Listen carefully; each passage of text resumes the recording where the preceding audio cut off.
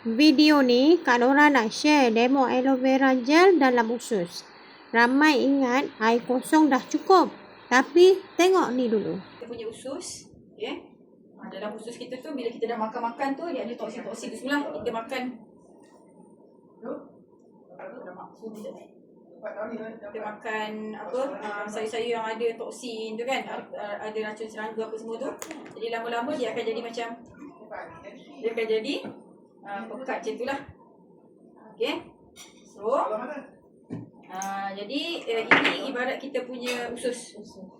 Kan, jadi usus kita bersih. Lepas tu bila kita makan makanan yang tak bersih tu kan, ada pesticide apa semua sekali, nampak tak? Kali pertama dia jadi hitam macam tu kan. Lepas tu kita makan lagi. Kita makan lagi kan.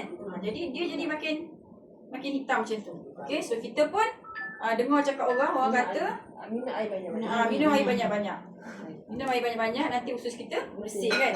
Tapi bila kita minum kan, dia tak jadi apa-apa. Sebab air tu kosong. Air tu tak ada khasiat pun sebenarnya kan.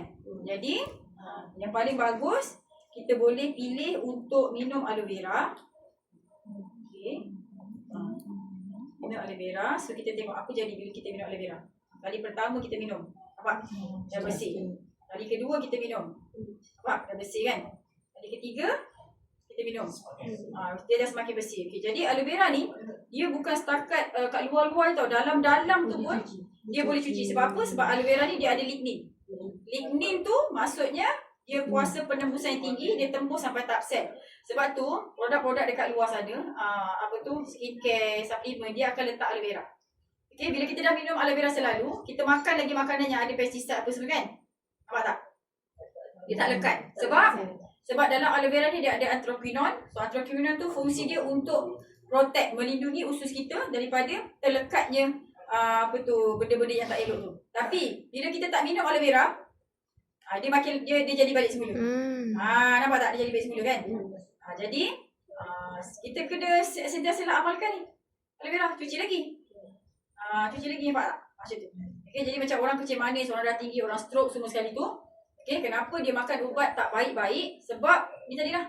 Sebab bili ni dah berlindungi. Jadi bila bili ni dah clear, jadi kita makan ubat pun senang nak baik. Macam tu.